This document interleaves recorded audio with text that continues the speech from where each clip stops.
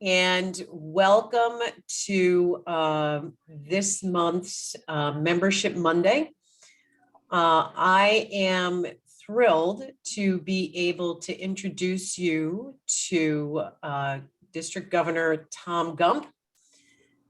Tom is passionate about growing Rotary membership, especially through forming cause-based Rotary clubs. Tom was the visionary founder of the first ever Rotary Club for veterans in the world. He's also co-founder of the first Rotary Club in the world formed to end human trafficking. He is now helping to form similar clubs throughout the country and the world. Tom appears in this month's Rotary magazine discussing the steps it takes to form a new club. This past August, Tom and his district were featured in the Rotary magazine for the new and innovative clubs that they have formed. Previously, Tom's tips for attracting and retaining members were featured as a part of the cover story in Rotary magazine. Tom is one of only 20 North American Rotary leaders selected by the immediate past president, Mark Maloney, and Rotary International membership staff to participate in the new Club Development Summit. He has subsequently been named as Zone 29's Innovative Club Advocate. He speaks frequently about membership at the Rotary Club's district, multi-district, and zone events, including a breakout panelist in this past year's Rotary International Convention. Now, on a personal note, I have had the opportunity to listen and experience Tom's presentation, and I am quite sure that you will find it as fascinating as I have. Tom, it's yours. Thank you so much, Melissa, for having me here tonight, and for Whitney and Denise and Scott and all of you who are inviting me. It's great to see so many friends here. What I really love about what we're going to do tonight is it's not just going to be a presentation where I just tell you facts and tell you stories. It's going to be an interactive facilitation where later we're going to break up into rooms and we're going to imagine our current clubs and reimagine them, and also think about maybe starting new clubs. But before we do that, we want to give you a little bit of the tools that you'll need to think about the different kind of clubs. Rotary International just released a new list of club types. So we're going to talk a little bit about those. It hasn't been translated into every language, but it's here tonight. So I'm going to share my screen right now. And can you all see that screen? Okay, great. Thank you. Yeah. So it's exciting to be here with all of you, and I know it's going to be just a wonderful night because I'm looking forward to hearing what all your ideas are going to be to start new clubs and to reimagine your clubs. So the one thing we have to do is we have to find out what our client, what our clubs and the people in our clubs, what they really want as a product, and are we delivering it? So we're going to talk a little bit about the health check and what we have to do in order to make sure that our people are happy. First, by a show of hands, who thinks it's important to reimagine your club or start a new club? How many of you think that? Okay, great. Because that's what we're going to do here tonight. And it's funny because when you think about it, the things that you do to make your club vibrant are also the things you'd want to consider when you're starting a new club. Because if you think about it, really, we want to give them, our future Rotarians and our current Rotarians, the product that they want. So we're going to be talking about that. So if you can all just put into the chat, and then if Whitney, you can see what the chat says. If you could tell me why you started Rotary, why you joined, and also why you stay in Rotary. Because a lot of people join for one reason, and that's important to know when we're thinking about, are we delivering the right product to our club members, and why did they stay?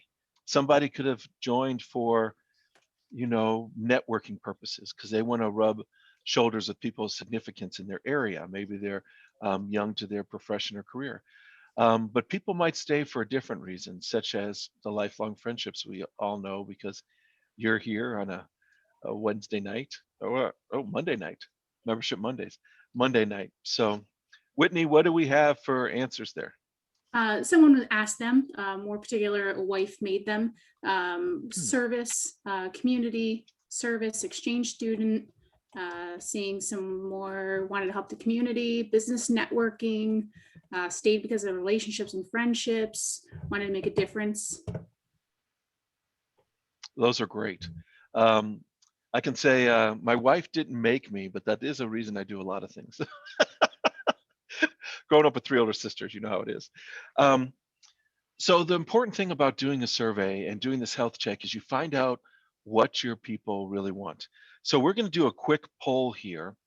Um, and if Denise, if you could help put up the poll.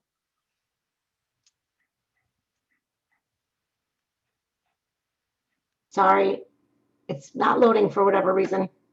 Okay. So what we were Hang going on. to, okay. Yeah, So what we're we have some gonna, more things coming through, Tom. Work with youth, father and grandfather were Rotarians. It's just while she's pulling that up. A lot of, definitely a lot of service and networking. and is there a difference, Whitney, between why they joined and why they stay? Not really a lot of specification on why they joined and why they stayed. There's some in Okay. here, but we'll make sure it's all saved in the chat.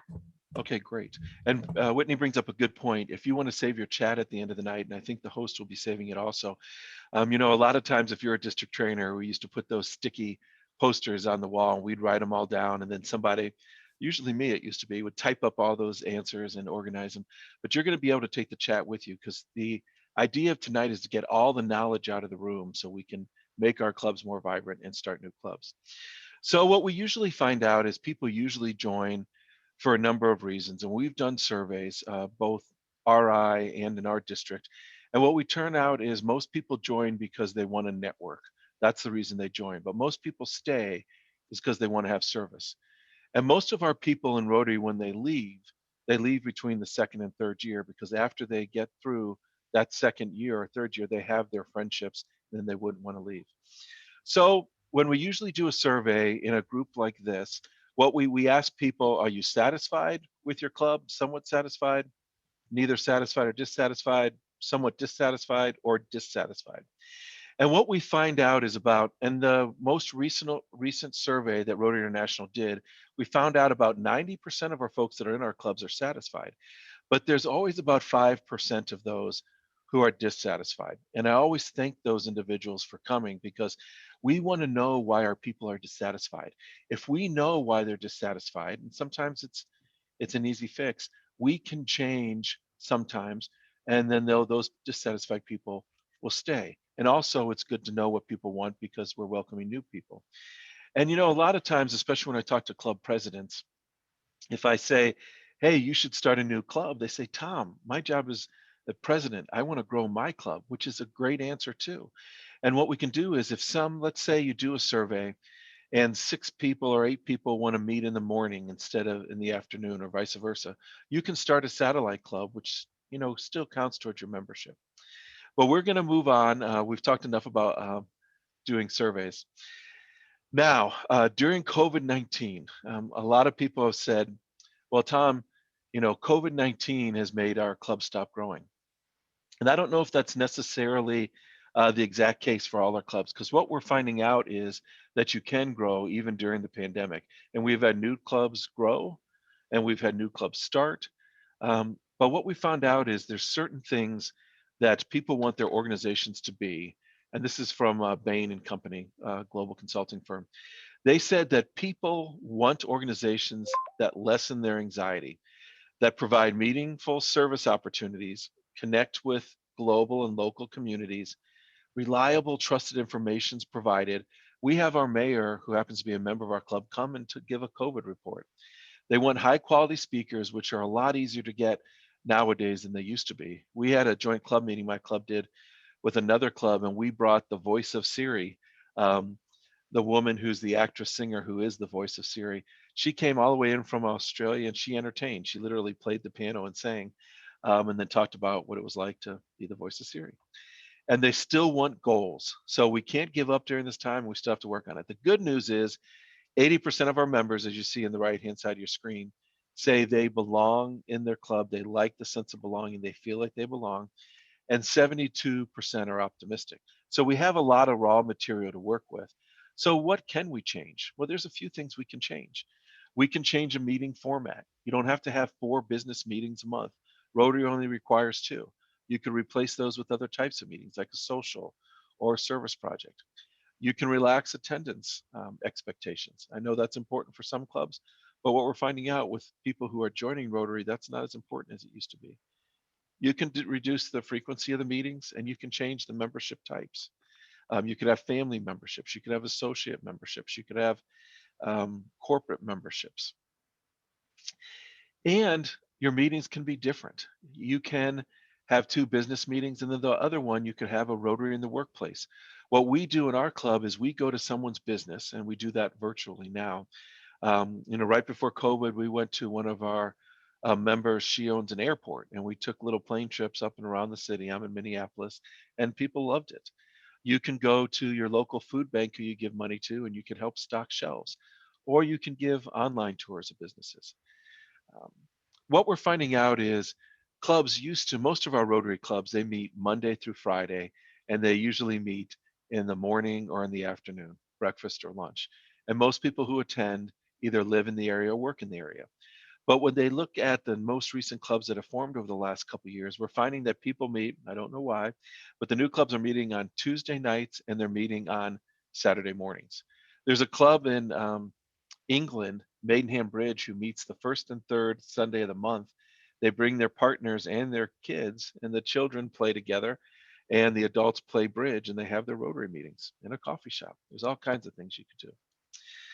So when we're thinking about, and we go into the exercise and we're thinking, should we recreate our club or should we start a new club? There's just a couple things I want you to consider. There's basically 3 ways to grow Rotary. You can add, so you can add members to your existing clubs. You can actually retain the members you have, which is important. It's not really growing the club, but it's important. Or you can start new clubs. And what I submit to you is when I start a new club, it could be a satellite club onto your current club. So it doesn't have to be a totally new club. Because I know a lot of us are thinking, well, Tom, if you start a new club, especially in the city I live, you're taking members away from the current club. And that's not necessarily true. And the studies show that that's actually 88% of people who join clubs are new to Rotary. But when you're making your new club a little bit different, you're changing the meeting time, place, format, you have to change the culture. And to change culture, you have to change people. We all know that's pretty difficult. Same with retaining your members. If you want to make a change, some people are going to be upset. But when you start a new club, like a satellite club onto your own club, you're just accepting that culture. And that's a lot easier.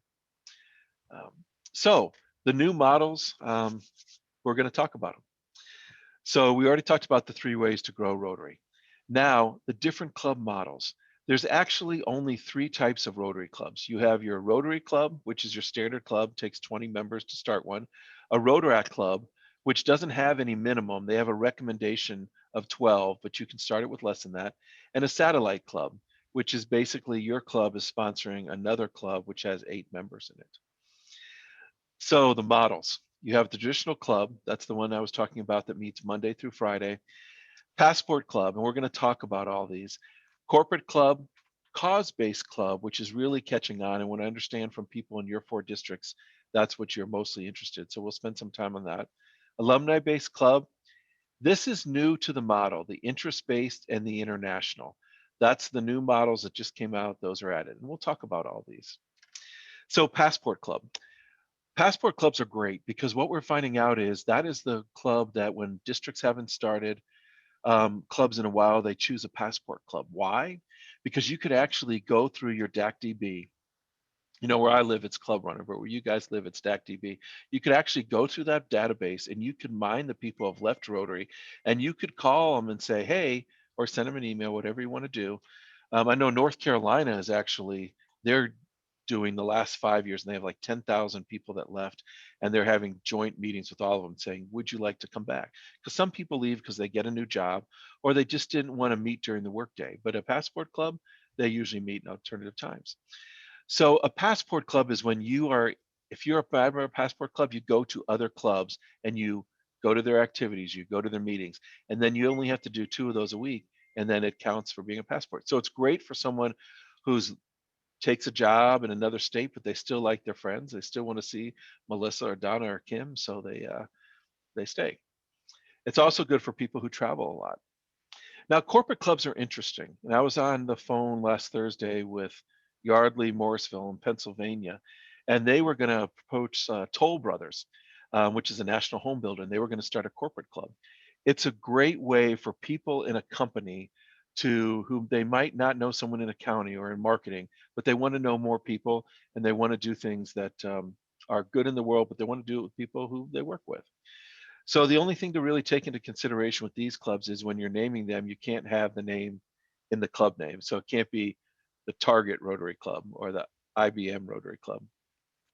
And also, sometimes people don't want to meet before work or after work because they're spending a lot of time there. So lunch seems to be a good time for corporate meetings.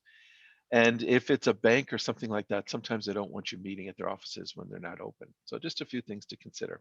And we're going over these so that you can think of these when we go in to reimagine your club. Because you could have a club now, like when we helped start the Greater Houston Area Veterans Club.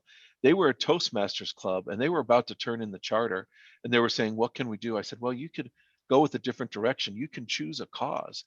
And why is cause-based clubs so great? And you can take a current club and make it a cause-based club, or you can start a new club. It's because people have a passion.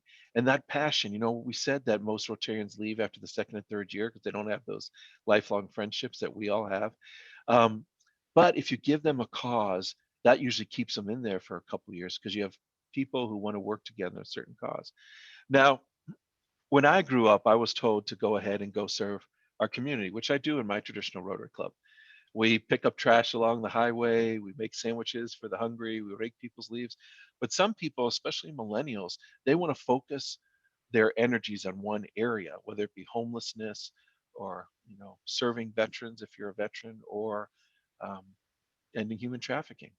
And it's interesting because if you look at our Veterans Club that we started where I live, people would drive an hour and a half to 2 hours to come to that club. So that is different than our regular Rotary clubs where most people live or work in the area. And the important thing is you want to have the service projects match what the cause is. So alumni-based clubs, where we turned in some paperwork last week for one. It's called Global Travelers Rotary Club. And basically it's a bunch of Rotecs. We have a Peace Fellow. We have former host parents of Youth Exchange, and we have some Peace Corps fellows, but they all wanted to, and some Global Exchange people who used to go to Global Exchange, but they don't do it anymore. So now they want to be a part of this club. So it's basically taking these groups that want to have some knowledge of Rotary and want to do a certain kind of activity with people who share common past with. And that's the club I told you about, Rotary Global Travelers E-Club. Interest-based clubs are new. So interest-based clubs they're kind of like a cause-based clubs, but it's more like we heard the gentleman on the line who was starting the fellowship. Fellowships, it's not easy to start a fellowship, and I applaud you for starting that fellowship because there's certain rules, like you have to have a table at the International Convention, things like that. But what if you had people who want to do a certain thing, like a motorcycle club or a bicycle club or a happy hour club or a garden club? So one of my favorites is a friend of mine who is in DG Riches in my class, Andy from Australia. He's starting a club for the love of koala bears. Who doesn't like koala bears, right? And he's got enough traction to get a club started. So that would be an interest base. It's not really a cause, but it's an interest. And it seems to be working. International club could be for groups who speak the same language. In Chicago, they have a couple Spanish-speaking clubs. It could be people who all from a certain country. If you have a certain ethnicity in a certain area, a group of Somalis or a group of whatever group it is, you could have them come together. And they are interested in international service and those kind of things. So real quickly, we want to, for your benefit, so before we break out, we're going to let you talk to the president and help us start the Veterans Club here and ask him a few questions just so we can get started. And there'll be a period for questions at the end of this, and they will be giving you my email address. I mean, you have plenty of people to help you in your zone, and you have your independent club advocates. You got Melissa, you have Whitney, you have your district membership chairs in your districts. But all these people are here to help you. But if you have specific questions, I'll be glad to help you or to get you to one of them. So Jeff, are you on?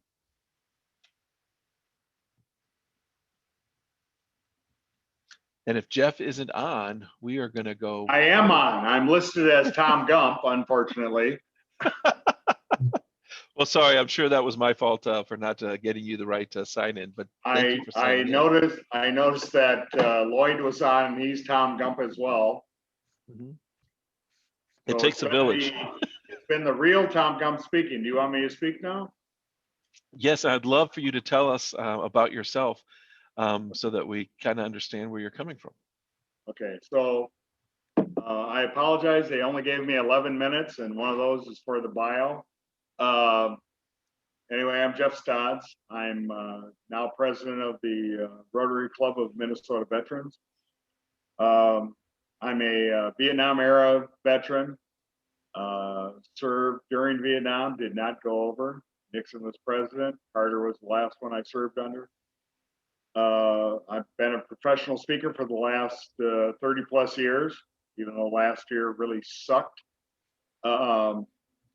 And I'm president for the next 16, no, now I think I'm down to 15 months because of the way things go. I've been a Rotarian since 1994, and I'm past president of the Eau Claire, Wisconsin Rotary Club.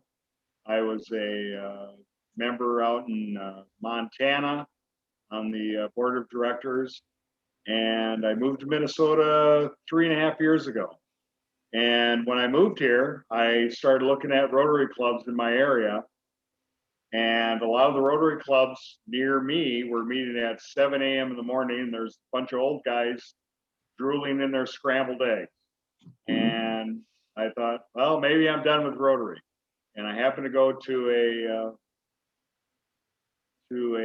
networking event, and I had a 82nd Airborne lapel pin on my sports coat, and started talking to a guy, and he says, "Oh, were you 82nd?" And I said, "No, I just found this pin. I thought it looked really cool."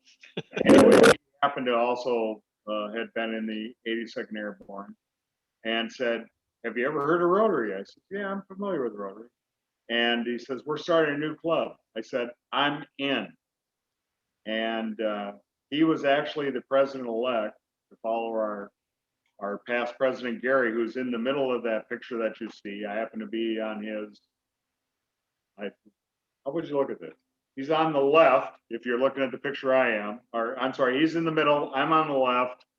And the other guy was our former club treasurer. Anyway, the president-elect took a new job. He's a younger guy. He was going to do a lot of traveling. And I said, "Look, I'll fill in for you because I know a little bit about Rotary." We only have 3 members in our club who've ever been former Rotarians. And so part of the challenges, it was like herding cats, because Rotary has a few rules, which we don't follow most of them. But it's a great club. We don't meet for meals every week. Originally, we started out meeting, and we would have 2 meetings a month, Thursday night at a church in Edina, Minnesota. Our club secretary, who, being that we're a military group, we renamed our XO. He's our executive officer. He's the pastor of the church, and he loves us. He left his Rotary Club to be with us because he likes us so much. And one of the few members that's not technologically challenged. And so most clubs, you have the happy dollars. We don't have happy dollars. We have a swear jar. We make more money on a swear jar during any given meeting than you ever will with your happy dollars. Anyway, that's just a little bit about the club. We are a cause-based club, and everything that we do is driven around veterans and veteran causes. We created our own foundation not even 2 months after we were chartered. We have a World War II veteran that gave us $5,000. We started our own foundation, and with district grant matches, we got that up to $20,000. And with the Elks Lodge that I belong to, we got another $1,000. And we rehabbed a room at a place called Havens for Heroes in Anoka, Minnesota. And we took a place that was built in the early 1900s, a county farm, and was vacant since the 70s. And they've been rehabbing all the buildings to house veterans, as well as do some counseling and offer them a place to bring their families, and families live there as well. And it was unreal, the change that we made. Unfortunately, all the furniture couldn't be moved in yet because they still had water coming in from the steel or from the roof. It's a 3-story building, and we're in the basement for the rec room, and it's a great thing. We do a lot of projects. We have speakers that are primarily veteran related. And Whitney, by the way, I didn't look at what time I started speaking. So when I need to stop, somebody pull their ear or mute me or something like that. We got you till 7:40, so you're good. What do I get to? 7:40. Don't go too long though. 7:40. That's an hour and 10 minutes where I live. Oh, right, our time. We do have a few questions for you though, Jeff, when you're ready. Okay. Anyway, so the president, who had never been a Rotarian, and I went to PETS training last March, and it was the last live event that Rotary did, and we had a blood drive scheduled for the following week. Blood drives were being canceled everywhere because of COVID, and we decided, hey, we're veterans, we don't care, we're gonna keep going. And so when I was talking to the Red Cross, they only gave us 45 slots for donation. And I said, 45 slots, that doesn't seem like a lot. And the gal said, well, we hope to get 25 usable donations out of a blood drive. And I said, if we get 45, I'm going to be disappointed. And their equipment didn't work for the first 2 hours. So we had all these walk-ins that weren't able to be served. We ended up with 59 at that first blood drive.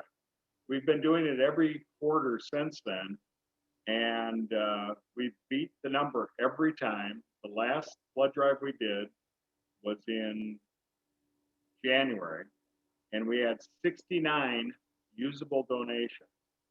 Now, from the beginning of that, we added a food drive for a group called Welcome Home Veterans. And Welcome Home Veterans is a organization that was started through the Hopkins, Minnesota Elks Lodge, and they provide kits for veterans that get new housing. And these are people that had struggles, they were homeless, whatever, a lot of different issues, but they have a new apartment to move into or a new house. And they provide kits with all new stuff. And I'm talking coffee maker, toaster, microwave.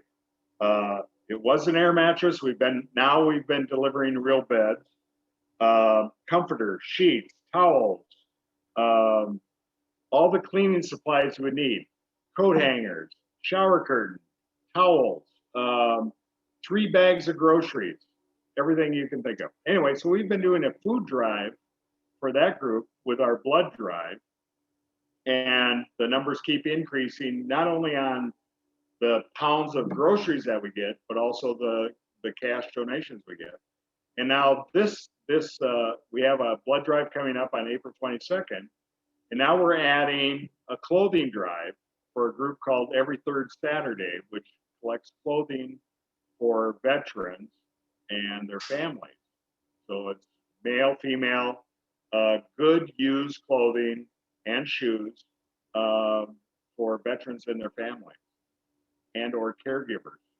So And Jeff, if you don't mind, just because we have a lot of good questions, I would really like Tom to get to. Do you mind if Tom gets to his questions? And then if you're okay with it, we'll keep you on afterwards as well, so people can ask questions. that's fine. Can I say one other thing about the Of way we course, meet? go ahead. So most of you have probably been in traditional Rotary clubs. We have one meeting a month, which is the first Thursday of the month, or second Thursday of the month. And then we do a social or project for the other Thursday. And our attendance policy is you have to make 2 of those, either a meeting and or a project each quarter, because veterans aren't into meeting, eating, that kind of stuff. We meet at a church, and the pastor is our executive officer, and we do have beers when we're done, and it's just a totally different Rotary club. And you know, the 4-way test, well, we have 5, and number 5 is, will it be fun? Okay, then I'll stop and I'll take any questions. Thanks, Jeff. Really appreciate that.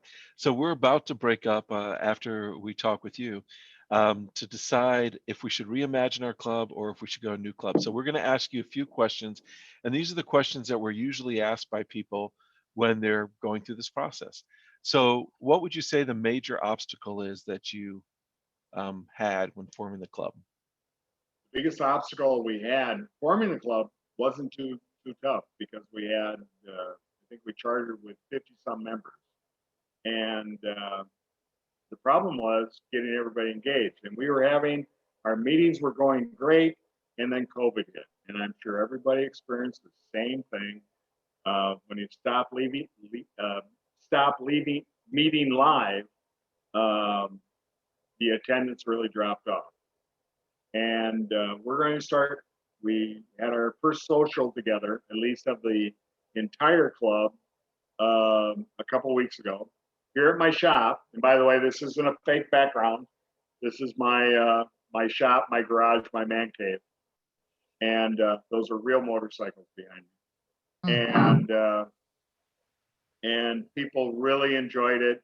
They drank damn near every beer I had in the fridge and half my liquor. But COVID has been the biggest obstacle that we've had. We've had members drop out simply because they weren't getting on the Zoom calls, which is unfortunate.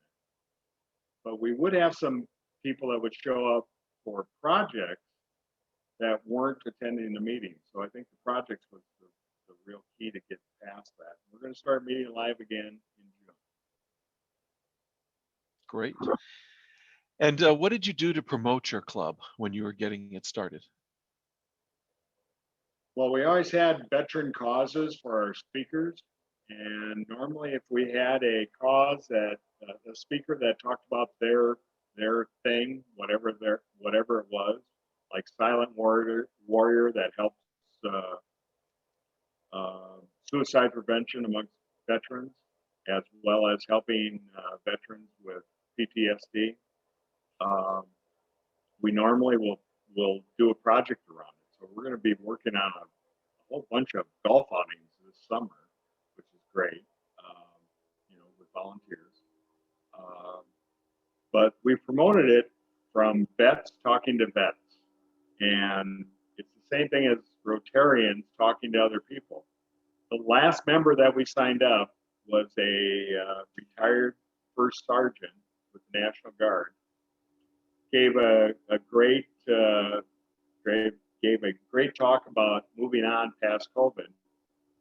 And before he was done, I said, well, I would really be ashamed if I didn't ask you to join our Rotary Club. And he says, I would love to join your Rotary Club. And he told me that his brother has been a Rotarian for 20 plus years and never asked him to be a Rotarian. So it's vets talking to vets. You don't have to be a veteran to join our club. You just have to be interested in what our mission is, and that's serving veterans, their families, and caregivers. I love that story, Jeff. That's great. And where did you find your members? Well, it started with you, Tom, and just so you all know, I refer to Tom as our Rotary Daddy. He sent a letter to a general, I think with the National Guard. He was our guest speaker the night we chartered. And he gave a list of names. He gave Tom a bunch of names. A bunch of letters were sent out, and they had, I don't know, maybe 5 or 6 out of that. And then it was the people talking to other people. You know, like I said, I ran into a guy who was in the 82nd, saw my pin, and he told me about it, and I said, I'm in. Because I wasn't excited about the traditional Rotary. And, you know, especially with a veterans group, it's a different breed. When we had our social, we raised $130 in our swear jar. We just threw money in there ahead of time, you know, like $20, based on the numbers that based on the number of times we say words we shouldn't in front of our pastor and his wife. And it's that camaraderie. And with cause-based clubs, it is camaraderie around a cause. I know there's a new club on human trafficking. There's a garden club. There's I don't know what the right word is, but it's something around climate change. But there's people that are excited about something, and that's all it takes to get them to join a Rotary Club. That's great. And Jeff, what did you do to celebrate the formation of your club? Well, when we chartered, we went in the hole because somebody didn't figure out the tax and tips from where we met at. Tom, are you running a vacuum in your house? I am not, but if everyone can mute, that would be great. Because it's not the heater in my garage. It happens to be 86 today because I just got off one of the motorcycles. But we celebrate every time we get together. We're happy to see each other. You know, we meet at night, and we always have some social around it. We don't serve beer at our meetings because we do have a few members that have addiction things, but we always get together after the meeting, and we always just celebrate it. It's camaraderie. You know, with veterans, you get out of the service and you're kind of disconnected, and it's just that camaraderie of people that have served. So I think that we celebrate every time we get together. That's wonderful. So Jeff, right before we get into our exercise, can you give us all one bit of advice that we should take into account when we're reimagining our club or forming a new one?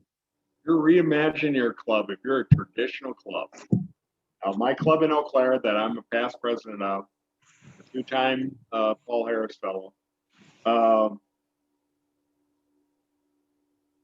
think out of the box. You know, it's not your dad's Rotary Club. It's not your grandfather's Rotary Club. Even though I was really excited to see that somebody said their father and their grandfather was in Rotary, that's wonderful.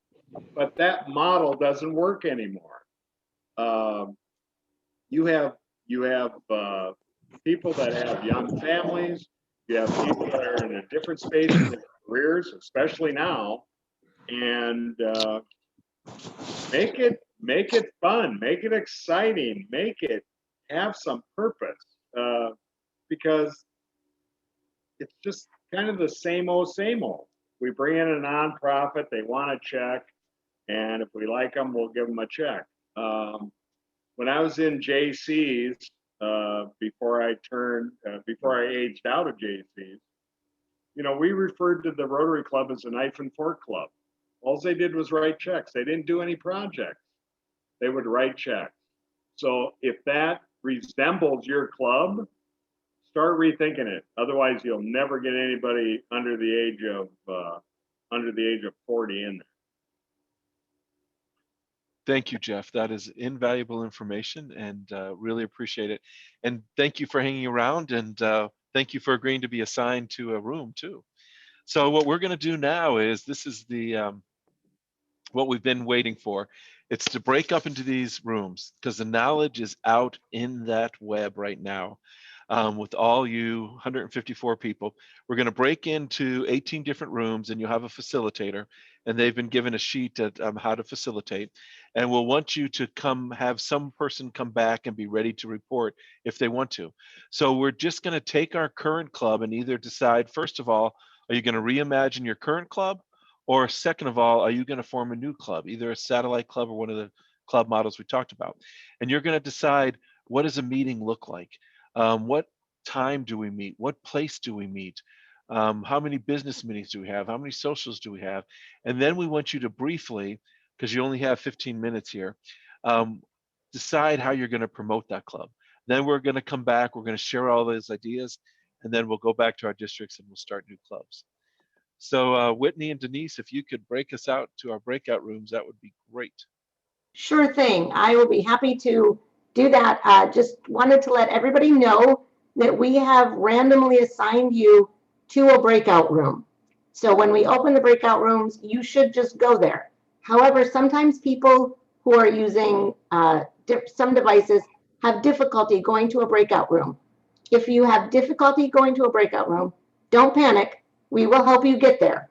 Just wait till the rush dies down, and then we will help you get there. We promise you won't miss anything. So I'm going to open the breakout rooms now.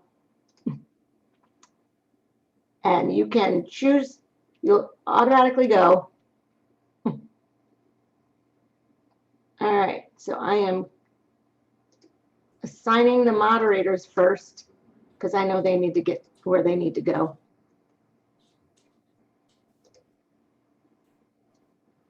All right.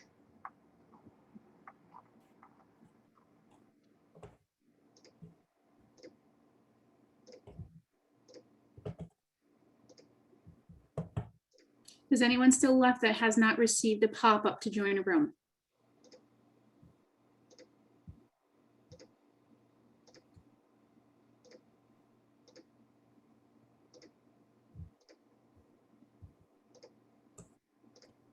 Anyone having trouble joining a room?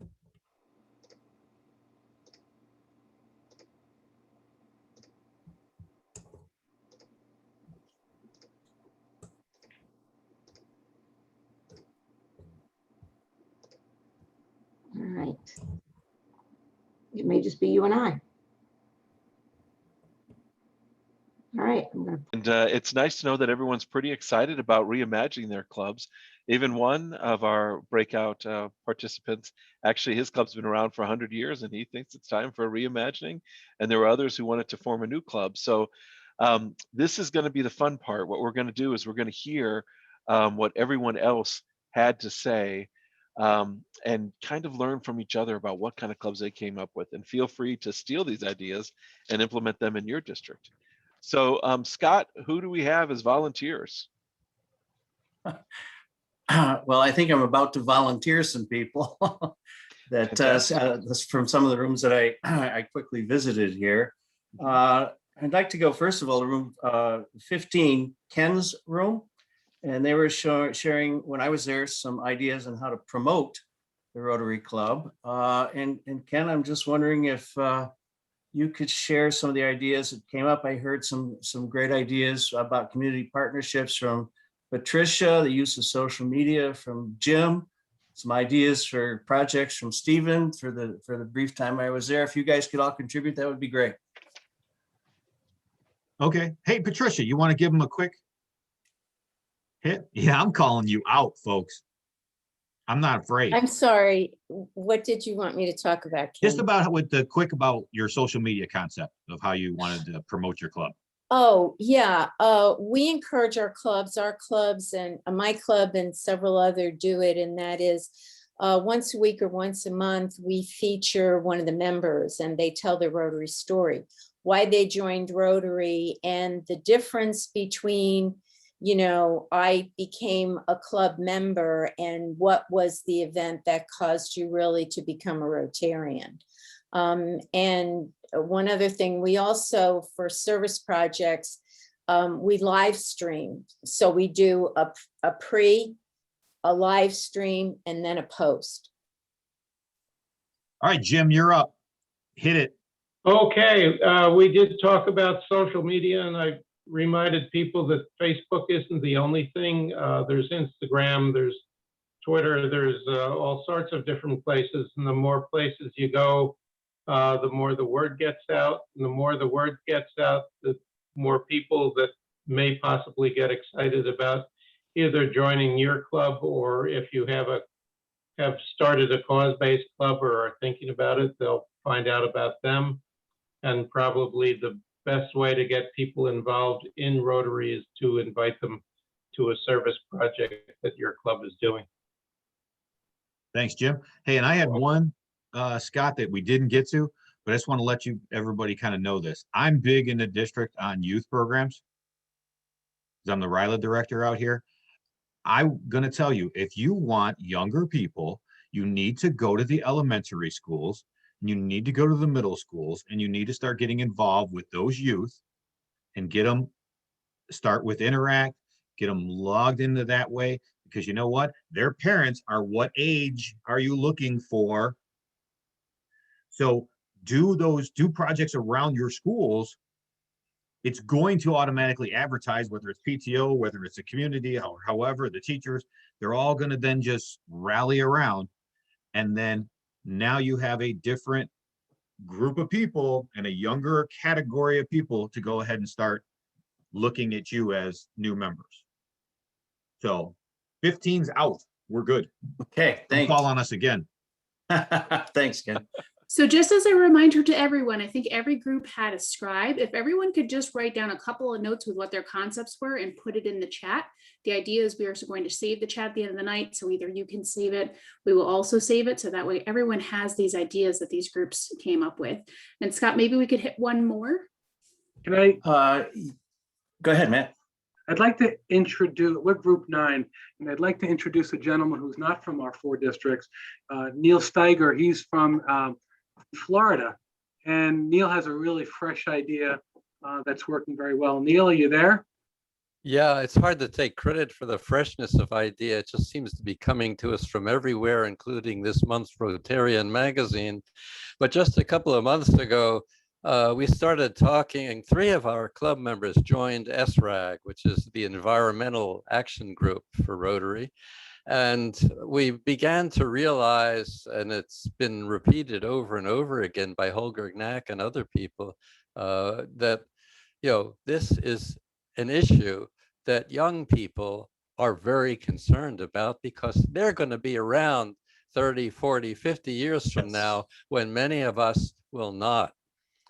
The environment is a big issue for them and for us too. And what I loved about it was when we started talking about it just a couple of months ago, our club members 100% got behind it and said, yes, this is an important issue.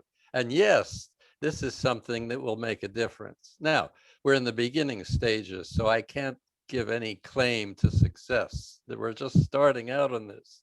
But through the hard work, especially of one of our members who's a past district governor, we got a grant and we got a partnership with several local conservation groups.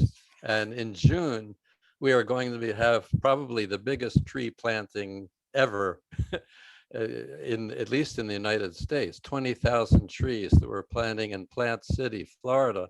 And we already have interest from high schoolers, from 4F, from Scouts, from a number of conservation groups. And I'd say right now, my main issue, because I have been the public image chair of our club, and I've been working hard on social media, as some of you have been, trying to get word out on Instagram, Facebook, Twitter, LinkedIn. But I know there are a lot of people who don't do that. And so it's good. I'm writing down notes as you're speaking that, yeah, we need to go in and talk to to the, not just to the high schools. We need to go in and talk to the middle schools and the younger kids too. And we've gotten some good suggestions. And one suggestion, I was joking about this before in chat, I don't know if you saw it, but I said, we don't call ourselves, although officially we are the Rotary Club of Brandon Global, Brandon South Global, it's hard to say, that we identify as we are Brandon South Global Rotary, because the word club has certain meanings to a lot of younger people, like, oh yeah, that's where the old men hang out. So anyway, we're doing our best to get word about what we're doing. If there's interest about it, I can post a link to our event in June, and you can read about it. And I'm open to so many ideas, and I'm glad you're doing this. That's why I came here tonight when I heard cause-based. That's what we're doing. And Neil, you hope mentioned it works. Neil, So- you mentioned some club early name of Rotary project in the very beginning about Yes. environmental. What was it? It's well, we call it Let's Plant 20,000 Trees. Not And we're- your name. You Oh. gave the name of Rotary International. Oh, the name of the environmental. club? Oh, my. The I'll post my- SRAG. Yeah, I'll post. Yeah. SRAG. Oh, SRAG, yes. The Environmental Support Sustainability. Rotary Sustainability. Action Group, SRAG. If you Google SRAG, you'll find it in there. I Google SRAG and Rotary. I heard about them. As I said, 3 of our members belong to it, and it was started in Australia, of all places. And so we've been meeting with people from all around the world, lots of Australians and people in Africa and Europe and Asia and South America, which I could never afford to do like this before we had Zoom, Rotary on Zoom, so many places, other places. But it's wonderful. I've been learning so much about things I never even thought about beekeeping, about of course, tree planting that we're doing, about alternatives to energy. And of course, the main thing that SRAG has done is said, okay, how do we really make this happen in the Rotarian way? How do we make this sustainable? How do we measure that what we're doing works? And they're really down to business on that. So anybody who's interested in that particular approach, look up SRAG, and I'll post my ID information. I know there are other people who have to talk, so I'll shut up now. Oh, and thanks for doing closed captioning. It doesn't work in the breakout sessions, but it works great here. Well, thank you, Neil. So what we want to do is we want to give you something before you go, and we want to give you the resources that you need to start or reimagining these clubs and keep the work that you started here tonight going. So I'm going to ask Whitney to go ahead and start telling us a little bit about the Rotary resources that you have available. Sure. So with that, Tom, could I ask you to bring the PowerPoint back up? It is up on my screen. Do I need to reshare it? Okay. Yes. If you could. Yes. Okay. How's that, Whitney? Perfect. Thank you. Okay, so Denise is going to help me put some things in the chat box. If you don't get time to save it, that's okay. They are all right on Rotary.org. So the membership survey that we mentioned at the beginning of the presentation can be found there, along with the other assessment tools. So if you haven't done a Rotary Club health check, I highly recommend it. It will serve as a guideline for how you can navigate, especially through these crazy times with COVIDs. In Tom's district, I know that they've put those questions into SurveyMonkey and sent it out to all their members. In our districts, we've talked a little bit about things like that, either using SurveyMonkey or by using another survey tool like Google Forms. So those are always options. As we talk about trying to engage current members, there are online and interactive courses in the Learning Center. So Tom, if you could push forward. Denise is going to put in the Connect for Good tool. So if you get a chance to take a look at that, that can be very helpful. As we take a look at the next one, connecting with prospective members, there are tools in the Learning Center for on myrotary.org and in the Learning Center for Engage Your Younger Professionals, as well as guides to the new and different club models that we talked about. So those can be helpful as well. Denise will put a link in the chat for you there. And once you have a new member, try not to forget about them. We're working on making sure they have the opportunity to have a memorable Rotary experience, and that they have that experience not just once, but over and over again. So there are orientation materials that are all in there. They've been updated. They have a lot of great practices, best practices, and ways to get your members involved from the very beginning. And then finally, there are materials on how to develop your club and how to strengthen your membership. So with that, I know there's a lot of attachments. If anyone needs those, please feel free to reach out to me. I'll put my information in the chat. But with that, I'll turn it back over to you, Tom. Thank you very much, Whitney. So now it becomes the favorite part of any presentation for me is answering the questions.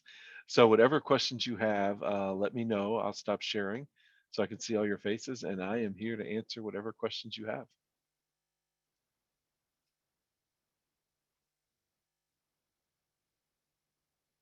Hey, Tom. Yes. Matt Adler here. I'm still confused after all this time about passport clubs. If you can just give more specifics on it, please. Absolutely, Matt. And that's a great question because, as I said before, it's one of the easiest clubs to start. And the basic premise of a passport club is your club gives you a passport to meet with other clubs. And especially in the current environment, if you want to go to Hawaii, you can listen to them. If you want to go to the Philippines, they're 13 hours ahead. So you can you can go to a 6:30 a.m. meeting here and it'll be 7:30 p.m. there. You can participate in virtual fundraisers, all kinds of those kind of things. So basically you're required, Matt, to go to 2 meetings of some type a month, and they don't have to be your club's meetings. They could be someone else's meetings. And there's a list out there of all the clubs around the world that meet either hybrid or virtually that you can attend. So it really is for those people who have always been a Rotarian, Matt, and then for some reason they have to leave their club, but they really wanted to die as a Rotarian, so they can stay in your district and be a passport club. And it really is as simple as going to DACDB and listing members who have left and just starting calling them. And when you get 20 of them, you can start a club. Hey, Tom. Mm-hmm. So in my breakout session, we had a Rotarian who had a really great question. He is trying to overcome the difficulty where you have your host club that you'd like to be your host club, and they are saying no, they will not host because they're afraid that they're going to lose members themselves. And why would we open up a new club when we could get members together? What would be your advice to them? No, Kimmy, thank you very much for that question, because, a lot of times, especially if I'm speaking at PETS, a lot of presidents say they don't want to start a new club. But the reality is I asked Brian King, who's our director of membership development at RI, to study all the new clubs that have been formed over the last 5 years. And what they found out is 88% of new club members are new to Rotary. And it can be argued that the remaining 12% may have left their club if they didn't have an option. It's funny, when the reason we started the first ever club to end human trafficking, it's because we had a multi-district, 3 different districts. We had champions in every club who wanted to push on this effort. And then you know how it works, Kimmy. They can get 1 speaker, they can get 1 grant, and then there won't be anything on that subject for a year. And these people were saying, we're going to quit Rotary. And we're like, what? How can you quit Rotary? And we said, form a new club. And they said, oh no, that's really hard. I said, it's not really hard. And they did it. And they've grown 15 members since July 1st. And it's interesting with the new clubs, they have really good gender parity. That club and our Network for Empowering Women are both at 70% female. And if you look at the diversity in those clubs, it's just amazing. So I would say, you could tell them to call me. I'll be glad to talk to them, because we had a club here that was a lunch club and they were losing members. So they decided to move it to a breakfast club. They lost more members. So after a year, they went back to a lunch club and they lost more members. And we had another club who they had some young people wanted to meet at night. They formed a satellite club. Then eventually what happened was that club grew and they were marketing their own club, but also the other club. So they were cross marketing, both clubs grew, and it was just great. So they have to get over that fear, because the reality is if you don't start the right club for these people, they won't come. You know, shortly after the End Human Trafficking Club started, there was a woman who was being inducted from Turkey. And I thought that's pretty cool. I was at the meeting because we didn't have anyone from Turkey. We had people from Thailand, Great Britain, all over the world, but no one from Turkey. About an hour after that, I get a call, well, actually it was an email from the immediate past president of RI, Mark Maloney, saying that was my sister who just joined your club. And I've been trying to get her to join Rotary for over 40 years, 40, but we just didn't have a club that she was interested in joining. So there in New York in the Empire State Districts, you can start clubs that other people from around the world will join just because you have a good idea. And Kimmy, the key is if Gump could do it, you can do it. Because, you know, when I started the Veterans Club, I'm not a veteran and we don't have a single active or defunct military base anywhere in our state. So if I could do that, any of you on this call can do it. And you've already spent the time working on that worksheet. Now go back and make this time useful by starting that club and getting other people to help you. I have a quick question. You've talked about I think it's a necessity, how important it is to have a champion in helping to build, particularly the new clubs and so on. And that champion could be a charter member of the club or not. Could be a mentor kind of person from the district. How does the district leadership go about identifying who these potential champions are and bringing them on to help in this whole process?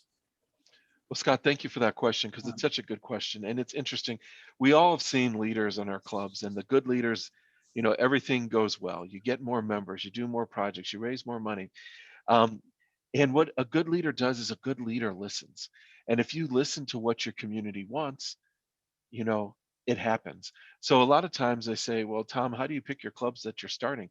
I listen to the community and hear what they want, and then we start those. And it's not so much different than Whitney saying, do the health check. Because you do the health check, what are you doing? You're being a leader by listening to what your club wants.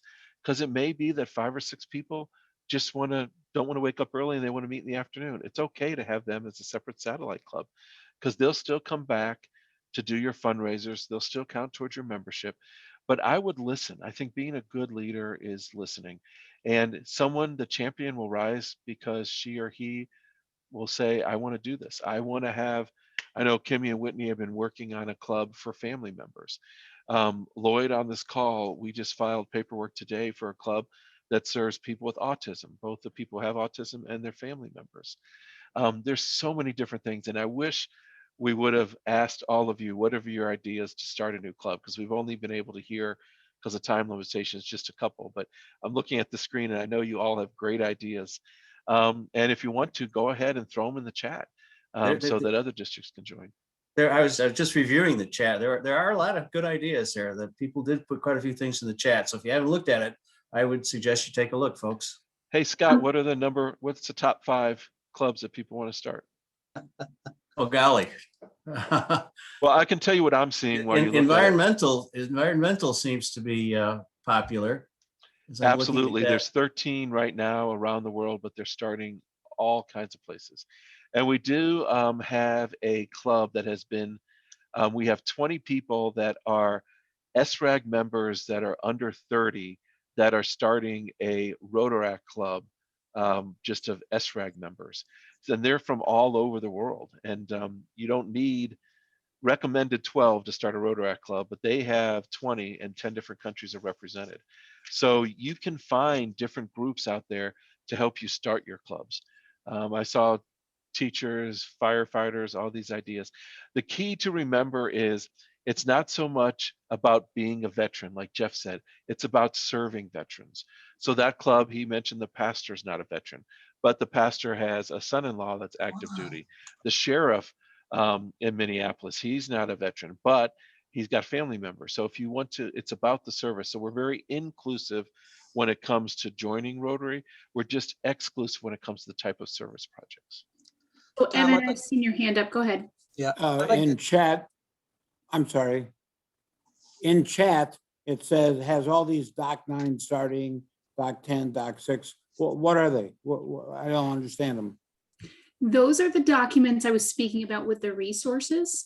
So Ted, I also put my contact information in the chat. If you want, reach out to me and I can make sure I get you all those documents. I click on them and it doesn't do anything. So where do you go? So if you don't mind, just write down my email address and I can square back with you on that a little later, if that's okay.